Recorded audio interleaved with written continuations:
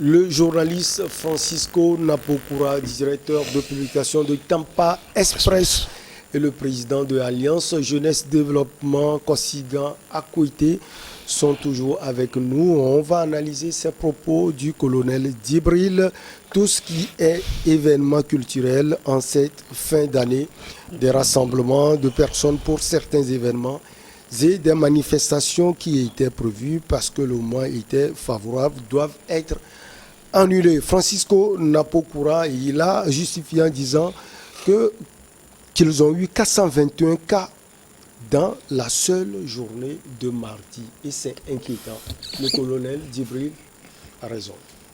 En fait, moi je dis, la Covid, je continue de le dire, que si ça n'avait pas existé, le Togo allait l'inventer. Et mieux, j'ai dit depuis le début de cette pandémie qu'il y aura un moment donné, si on dit que la Covid est finie, les gens ne vont pas accepter.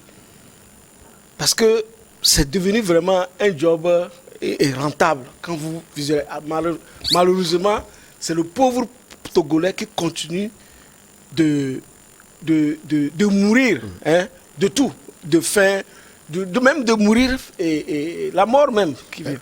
Vous savez, quand on dit qu'il y a au moins un cas dans chaque préfecture, oui, vous savez, les chiffres sont inquiétants. Un cas dans chaque préfecture. Merci pour... Bien, vous savez, nous avons vécu les étapes, les migrations de ce virus.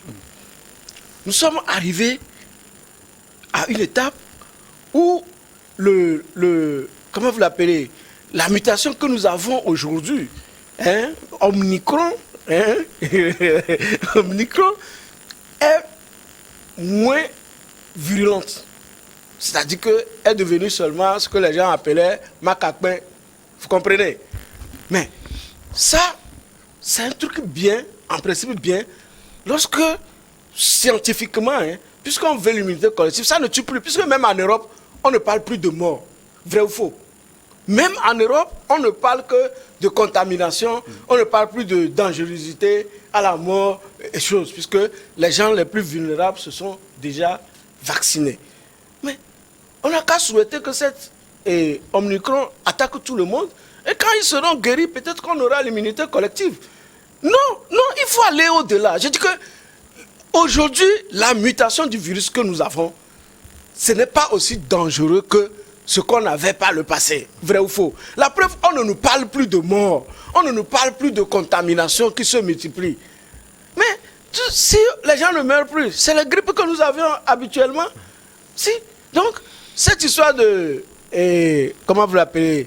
De fermer les regroupements, c'est aussi encore pour faire perdre le Togolais. C'est-à-dire que les gens cherchent toujours les moyens pour que le Togolais ne vive pas mieux. Ça, je vous assure, parce que pendant ce temps, eux, ils s'enrichissent. Je vous ai dit que dans cette affaire de Covid, quand vous suivez les gens, vous savez, nous n'arrivons pas à faire, à transposer des gens, voir le début de la Covid, comment il était.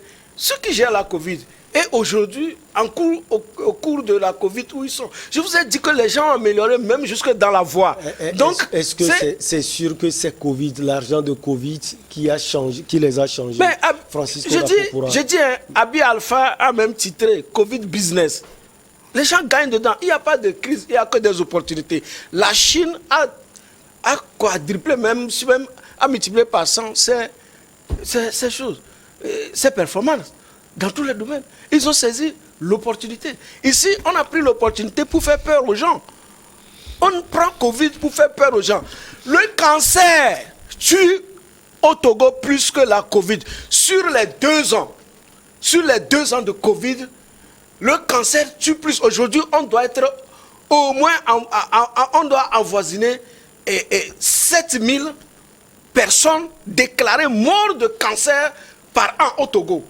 La Covid, depuis 2 ans, on a fait combien? C'est combien?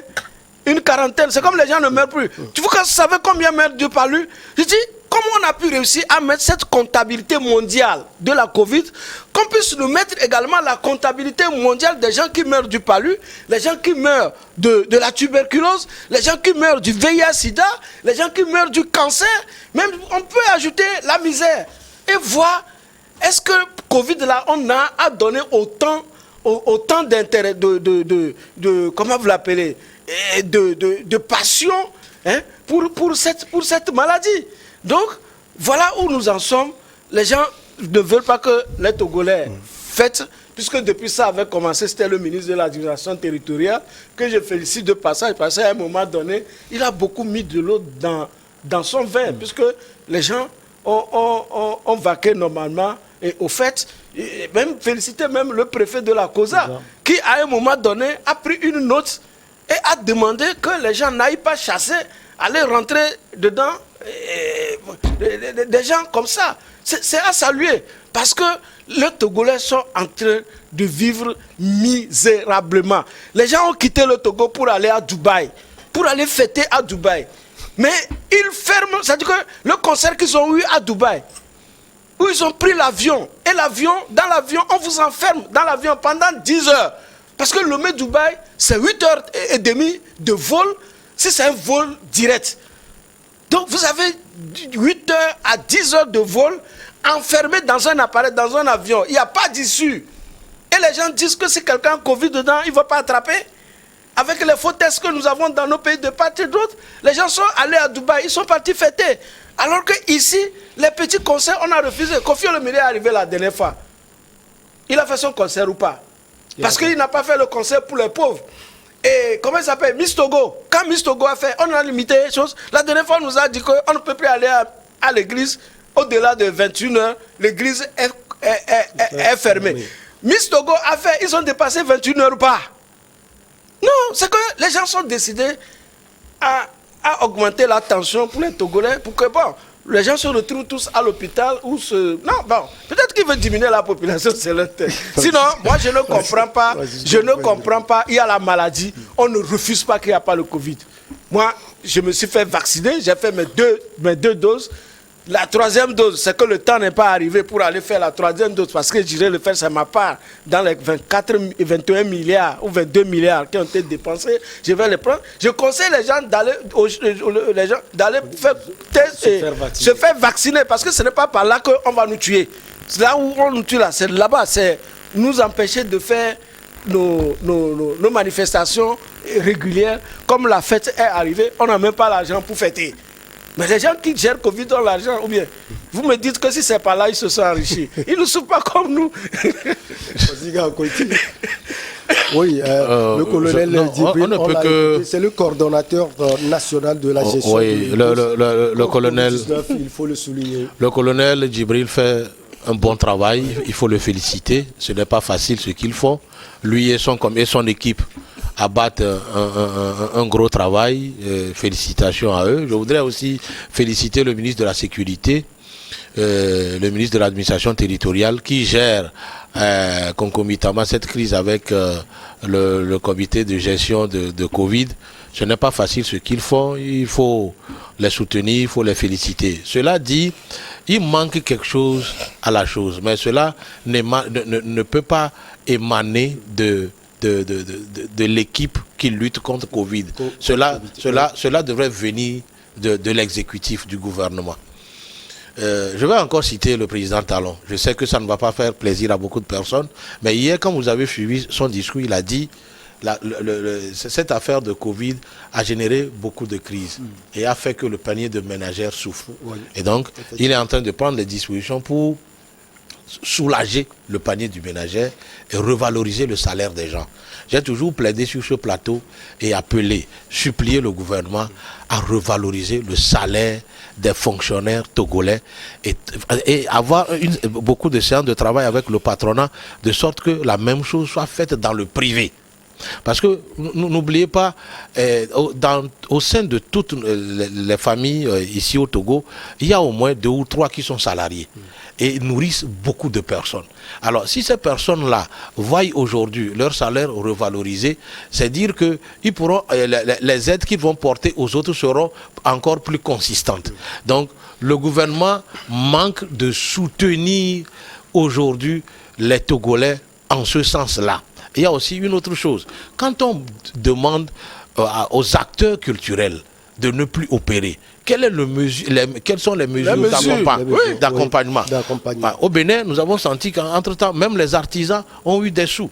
les acteurs culturels ont été soutenus. Pourquoi pas au Togo? Les acteurs culturels sont sevrés au Togo. Oui, moi j'ai vu des gens qui ils ont ouvert des bars avec des prêts chez les microfinances et à un mois après, on leur a demandé de fermer. Ces personnes-là trouveront des sous pour payer. D'autres qui vivent... Mais n'attendent pas, justement. Maintenant, les gens qui chantent, les gens qui jouent de la guitare, les gens qui font des activités culturelles pour nourrir eux-mêmes et leur famille, vont vivre de quoi? C'est là où ça reste. Moi, j'apprécie tout ce que font les gens dans la lutte contre Covid. J'encourage les gens, j'en appelle même. J'ai des cellules, des jeunes qui appellent les gens à aller se faire vacciner parce que c'est le seul moyen que nous avons aujourd'hui pour vaquer librement à nos activités. C'est que d'ici 1-2 mois, que tous les Togolais prennent leur dose de vaccin. Et c'est fini. Là, on aura plus raison. On aura plus raison sur je ne sais pas, les privations. Voilà, les privations de liberté et de tout. Là, on aura raison sur le gouvernement. Mais il faudrait que le gouvernement pense sincèrement à soutenir les pauvres, les acteurs culturels. Ils sont endettés. Ceux qui tiennent les bars, ils sont endettés aujourd'hui parce qu'ils ont déjà fait la provision. On leur demande de ne plus ouvrir. Comment ils vont le vendre? Comment ils peuvent rembourser les banques et les microfinances? Donc, il y a un problème. Il y a un problème qui doit faire. Et ensuite, je voudrais attirer l'attention de notre cher Premier ministre que les Toufans ne véhiculent pas une musique togolaise. Les Toufans véhiculent du coupé-décalé qui vient de la Côte d'Ivoire. D'ailleurs, oui. Les Toufans ne représentent pas ou n'exhibent en rien la culture togolaise. Mais ce sont des Togolais. C'est des Togolais. Vous savez, si le Togo, si les artistes togolais peinent à exporter leur musique, c'est parce qu'ils ne cultivent pas nos rythmes. Mais nous avons au Togo des gens qui chantent bien Kamou, des gens qui chantent bien Agbadja et qui alors ont les habits conséquents de ces danses-là. Et qui peuvent vous vendre. Moi, je serais plus content si c'était même les groupes de ballet de Lomé qui sont partis. J'aurais même pu, quand je vois un peu certains habits de notre cher Premier ministre, Madame Dogbe, elle a des habits en pagne, elle a des habits, entre parenthèses, locovi bien tissés. Pourquoi ne pas être drapé dans ces trucs-là pour que les riches, les milliardaires émiratistes nous voient et commandent, viennent passer les commandes? Mais les Toufans crient, ils ne chantent pas. Ils crient, c'est pour les petits bambins ce qu'ils font. Je ne vois pas comment on peut aller quand les gens qui chantent trop bien Kamou. Il y a des gens qui... Moi, je ne suis pas kabien. Mais quand on chante Kamou, ça dit, je suis dans tout... Je retrouve ma joie. Il y a des gens qui chantent bien à Kwese. Il y a même des chorales ici au Togo qu'on peut amener là-bas. Et qui peuvent revenir et qui peuvent aller vendre nos cultures. Il y a des stylistes togolais qui prennent nos tissus, qui les coupent bien, qu'on peut aussi demander d'aller faire des expositions de ces habits-là. Je ne comprends pas pourquoi on fait quelque chose comme si, le Togo appartient qu'à la minorité. À un petit groupe de personnes qui décident de qui et il faut promouvoir. Ce n'est pas bon. Ce n'est pas bon. Vous savez, oui, non, vous savez, ça me fait rappeler, paix à leur âme, Finiki. Finiki. Même Monia Changai qui est parti tout récemment. Oui. Vous savez, les Nana Kwanté ont été en Amérique, ont été en Allemagne, en France, partout, avec un Yassingbe et Adema. Vous avez connu Nana Kwanté? Non. Mais et puis, les artistes de la chanson togolaise, il faut les valoriser. Ce n'est pas, c'est le folklore. Elle là.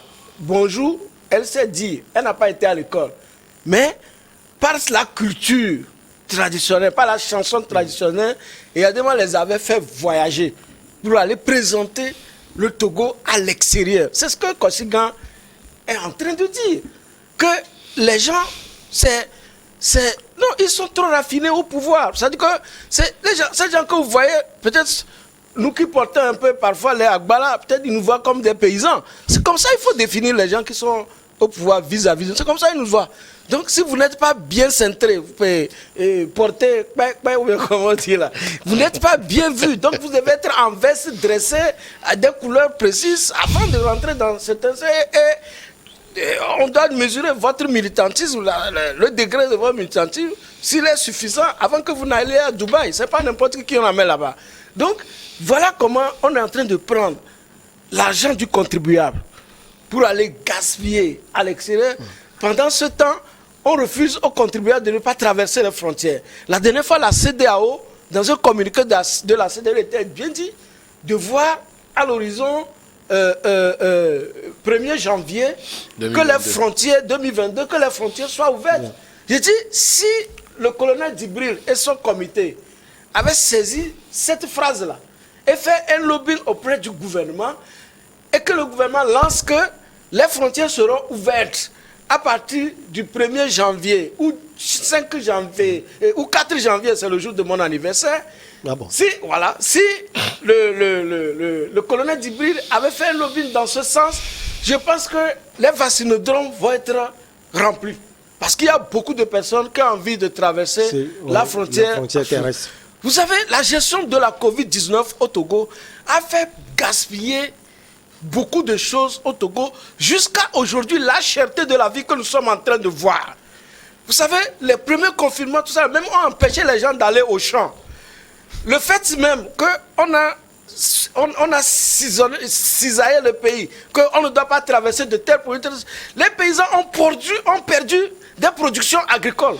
Ce qui a fait que quand le marchand d'illusion est venu produire moi du soja, les gens se sont détournés de ce qu'ils n'avaient pas pu vendre l'année dernière pour tous aller vers le soja où on va l'acheter.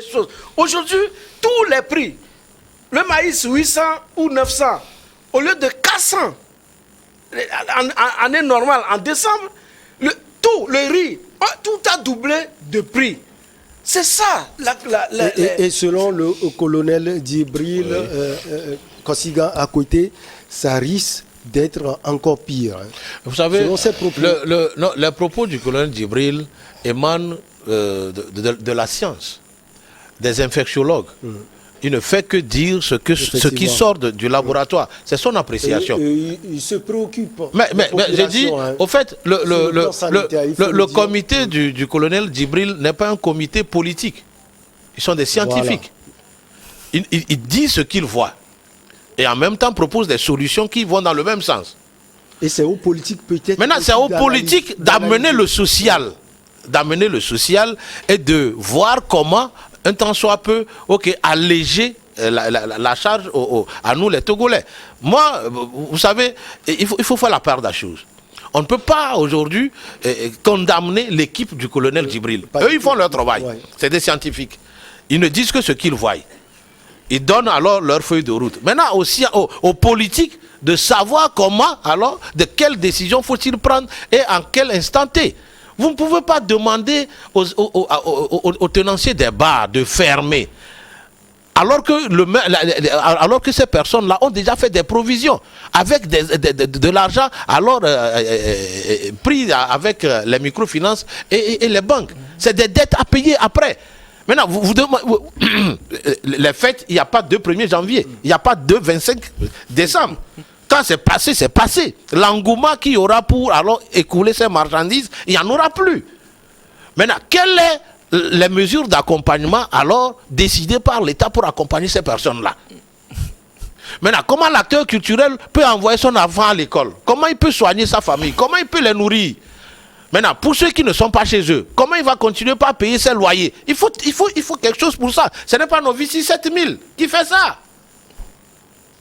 Maintenant, quelle est la décision politique qui encadre un peu ce que les scientifiques disent pour que, ça soit des demi-mesures pour tout le monde? Mais on suit à la lettre ce que le scientifique dit sans pour autant amener un peu. C'est ça le problème. C'est ça le problème. Vous savez, ceux qui se débrouillent à Lomé et qui vivent de ces activités culturelles-là, quel est leur sort? Aujourd'hui, comment ils vont fêter? Demain, comment ils vont amorcer l'année nouvelle? Or, il y a les charges à payer à l'école. Il y a surtout la santé. Et il y a aussi à manger chaque jour. Nous dépendons de notre gouvernement. Nous les supplions de trouver des solutions ne serait-ce que pour accompagner les Togolais dans ces moments de soudure. Même dans les grandes démocraties, dans les grandes puissances, ils ont toujours trouvé une solution pour accompagner les gens. Ce qui manque au Togo. Novici, c'est bien, mais ce n'est pas suffisant. Il faut trouver autre chose. Vous savez, c'est dans cette pandémie que le ministre Kokoroko demande aux gens de contribuer. Mais ils vont contribuer avec quoi? S'ils ne font pas d'activité. Tout le monde sait que pour manger, il faut travailler. Pour travailler. Ah mais oui. Vous demandez que les gens donnent des contributions pour l'école. Mais les gens vont trouver les sous là où? Tout le monde n'est pas fonctionnaire. Quand on prend les fonctionnaires au Togo, ils ne représentent qu'une trop petite partie. Et on ne recrute même plus. On ne recrute plus. Maintenant, qu'est-ce que vous quelle est la décision politique qui alors soutient la décision scientifique? Donc c'est comme les politiques se cachent derrière les scientifiques pour dire ok, faites-ci. Ce n'est pas bon. Non, alors, Francisco Napokura, cette situation est aussi causée par des voyageurs. Selon l'explication du colonel Djibril, les voyageurs, ceux-là qui viennent de l'Europe, des autres parties du monde, oui. Donc c'est à l'aéroport que tout se passe. Bon, plus d'explications peut-être. Vous savez, ce que je vous ai dit, normalement, Covid, là, c'est une maladie étrangère. C'est de l'extérieur. Même quand on a parlé de Omicron, ce n'est pas la mutation, n'est pas ici, c'est en Afrique du Sud. Et c'est parti, ça c'est chose. C'est les voyageurs qui ont transporté. Cela veut dire que les gens qui sont partis à Dubaï, partout, tout dernièrement, c'est-à-dire que si on avait fait le concert là, au Togo, peut-être que ça aurait même limité le nombre de cas de Omicron au Togo. Est-ce que vous voyez? Rien n'a dit que ceux qui sont allés à Dubaï sont revenus avec Omicron. Oui, je vous dis, quand vous voyez parmi ces ministres-là, malgré tout ce que l'aéroport, les services de sécurité, Yamalata, malgré tout ce qu'ils ont mis en place, que quand vous voyez le colonel Yark revenir de voyage, il fait ses tests de Covid. Quand Yamalata lui-même revient de voyage, il fait ses tests de Covid. Mais vous allez voir, il y a des ministres au gouvernement, quand ils arrivent, ils s'en foutent. Quand on les appelle, ils parlent. Eux, c'est passer au salon VIP que les hôtesses leur apportent les bagages et choses. Bon, comment est-ce que Omicron ne va pas rentrer dans le pays? Ce n'est pas le pauvre qui transporte cette maladie. C'est eux, c'est les riches. C'est ceux-là qui vivent avec les moyens de l'État qui vont nous apporter ces maladies. Bien sûr, il y a quelques voyageurs, vous voyez des conditions. Les gens arrivent à l'aéroport, ils font le test Covid, le résultat n'est pas instantané. Le résultat, c'est R peut-être, parfois. Mais il paraît que maintenant, ça arrive à tomber vite dans les portables des gens au bout de 48 heures. Mais si le résultat était instantané, on prend la personne va directement à la chose. En quarantaine. En quarantaine. Mais quand Covid a commencé ici, et que les gens ont eu peur, parce que les Blancs ont trompé la vigilance à travers les communications, que non, l'Afrique, il fait chaud. Mais il y a des parents, si vous vous souvenez, des parents ont fait rentrer leurs enfants rapidement de l'Europe. Quand les enfants sont rentrés, on les a amenés en quarantaine. Mais les gens ont dit non, que mon enfant ne reste pas en quarantaine. Ils les ont amenés à la maison avec le Covid. C'est la même chose que ces voyageurs qui arrivent, les vacanciers. Ils finissent le test, ils rentrent chez eux. 48 heures après, on vous envoie le résultat que vous êtes positif. C'est rien. Pendant ce temps, lui, il est déjà passé parmi les parents. Il est allé chez... Il a fait beaucoup de tours. De tout. Comme je dis, les gens du gouvernement, il y en a qui rentrent à l'aéroport qui sont totalement indisciplinés. Excusez-moi le terme. Parce qu'on a placé là-bas des fonctionnaires. C'est-à-dire que quand, par exemple, un ministre refuse de se soumettre à un fonctionnaire de l'administration qui est placé à un poste pour la santé, pour la sécurité, c'est de l'indiscipline. Quand les gens le font comme ça, comment ils ne vont pas amener n'importe quoi dans le pays? Donc ce n'est pas le pauvre, c'est eux-mêmes qui amènent, c'est eux-mêmes, et c'est pourquoi ils sont là à courir de gauche à droite. Mais ceux qui même peuvent attaquer, ils ne les attaquent pas. Maintenant, nous, on a besoin des moyens pour fêter. On a besoin des moyens pour se soigner. On a besoin des moyens pour l'école et autres. On va les trouver où? Quand vous continuez de tout fermer, on ne nous dit pas quand est-ce que les frontières seront ouvertes.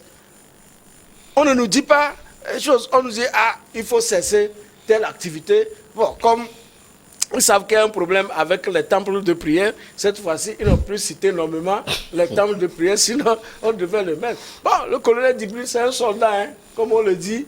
C'est exécution avant réclamation. Ce qu'on lui a donné comme consigne, il le dira. Je voudrais... Un dernier mot et puis oui, je voudrais présenter vos vœux. Oui, je voudrais souhaiter mes sincères vœux de nouvel an à M. Gbadek Beignon, Désiré, sa femme, le colonel Sarah, et puis toute l'équipe de Liens du Cœur depuis Luxembourg.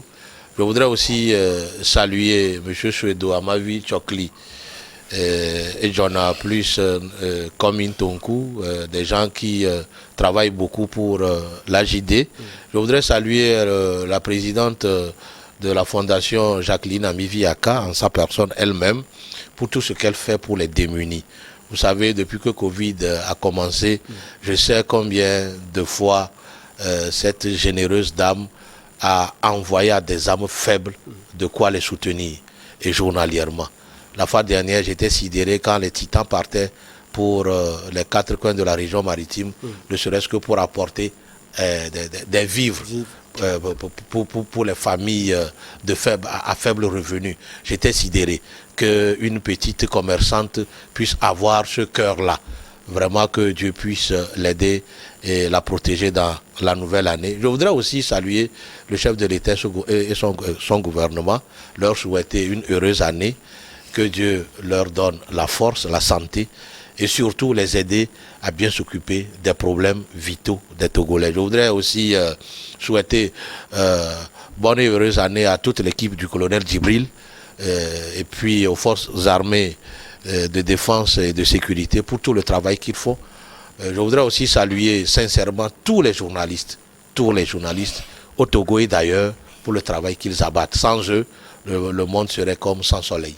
Je veux aussi vous saluer, surtout vous remercier pour votre disponibilité sur Kosigan à côté. Vous êtes toujours là et surtout chaque jeudi. On va se revoir sans doute l'année prochaine. Inch'Allah. Merci beaucoup à vous aussi, le grand frère, le confrère Francisco Napokura. Oui, d'abord un petit rectificatif. Madame Jacqueline Ameviaka n'est pas une petite commerçante. C'est une grande commerçante. Non, c'est une petite. Oui, mais il faut qu'elle pense aux journalistes aussi. Effectivement. Parce qu'elle met les titans pour l'intérieur. C'est pas parce que nous on vient ici, on sourit que tout va bien. On a souvent les pannes humides même avec la voiture. Les pannes humides, quand il n'y a pas de carburant. Bien. Et donc, vous savez, j'ai donné cet exemple la dernière fois lorsque on nous disait que Maire Agbouka ou bien qui, bon, malgré ces casses que nous contestons, que nous devons condamner également, il a fait à manger aux pauvres la dernière fois. Et j'ai dit qu'en pays Bassa, ce n'est le pauvre, ce n'est pas, comment il s'appelle, ce n'est pas l'handicapé. C'est celui dont la force ne permet pas de produire suffisamment pour satisfaire ses besoins. C'est d'où naissent ceux-là que nous appelons les riches.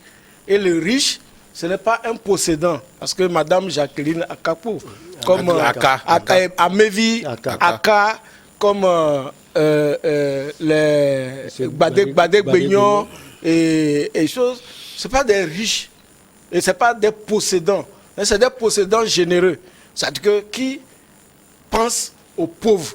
Voilà, c'est ce qu'il faut encourager, que les gens pensent aux pauvres, mais pas intéresser les choses. Donc, moi, je n'ai pas de souhait parce que nous avons des confrères en prison. Il y a Dimas Dikodo qui est à la police. Au moins, lui, il a la chance qu'on ne l'a pas jeté en prison, peut-être parce qu'il est proche des autorités. Mais il y a Joël, Joël Ega et Ferdinand Haïté qui sont déposés à la prison civile. Bon, moi, je n'ai pas de force, mais que Dieu entende nos prières. Mais aussi, Tampa Express suspend ses participations à tout, parce que Tampa Express, en janvier, ne sortira pas si les confrères ne seront pas libérés et nous ne participerons plus au débat jusqu'à leur libération. Ce n'est pas grand, mais juste notre symbole, parce que la presse doit être solidaire. Je voudrais rectifier, je voudrais aussi rectifier quelque chose. Tampa Express ne doit pas cesser de paraître parce que il faut aussi négocier parfois quand vos confrères sont en difficulté. Ce n'est pas la cessation de travail qui va forcer la main. Il faut toujours appeler. Il faut toujours appeler supplier pour que l'État puisse faire quelque chose. Oui, ne pas participer au débat, ce n'est pas bon. On a beaucoup prié, mais même la dernière fois, j'ai eu même à en appeler, et même les évêques, d'aller voir la maman de Fornia Singbe. Parce qu'elle aussi, on a parlé d'elle sur la bande. Tampa Express qui est sorti le mercredi passé, le numéro 10, a fait la retranscription totale de l'émission. Et le 92 de Autre Journal. Donc, il y a... On espère voilà, donc, qu'ils seront libérés. On prie pour eux. Toutes nos pensées à vous, hein, à Dimas Dikodo, à Joël Ega et à Ferdinand Haïté. Merci beaucoup à vous pour votre fidélité légendaire. Je veux parler de nos chers téléspectateurs. On se retrouve donc la prochaine fois. À très bientôt. Merci à vous, Chris. Je dis Chris. Francisco Napokura et Kosiga à côté. À bientôt.